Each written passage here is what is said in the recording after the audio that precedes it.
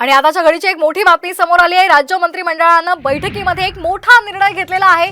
EWS, SEBC आणि OBC विद्यार्थिनींसाठी मोठी घोषणा करण्यात आली आहे। व्यावसायिक अभ्यासक्रमाला प्रवेश घेणाऱ्या आर्थिक ईडब्ल्यूएस त्याचबरोबर एसईबीसी आणि ओबीसी मुलींना शिक्षण शुल्क आणि परीक्षा शुल्कांमध्ये 50% ऐवजी आता 100% शिक्षण शुल्क प्रतिपूर्ती मंजूर करण्यात आलेली आहे।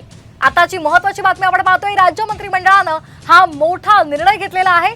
ईडब्ल्यूएस, एसईबीसी आणि ओबीसी विद्यार्थिनींसाठी सरकारनं मोठी घोषणा केलेली आहे। व्यावसायिक अभ्यासक्रमामध्ये प्रवेश घेणाऱ्या आर्थिक ईडब्ल्यूएस त्याचबरोबर एसईबीसी आणि ओबीसी मुलींना शिक्षण शुल्क आणि परीक्षा शुल्कांमध्ये 50% ऐवजी आता 100% शिक्षण शुल्क प्रतिपूर्ती मंजूर करण्यात आली आहे। या संदर्भात अधिक माहिती घेऊयात आमचे प्रतिनिधी गणेश कवडे यांच्याकडून। गणेश, काय अधिकची अपडेट आहे? विद्यार्थिनींसाठी मोठी घोषणा करण्यात आली आहे।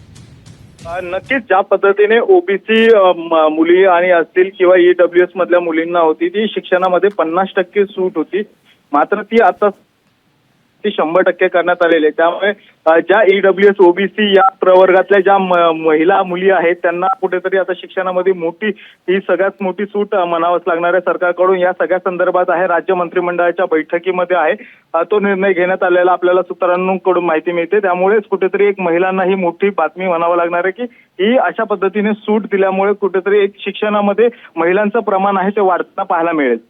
अगदी धन्यवाद आपण दिलेल्या माहितीसाठी।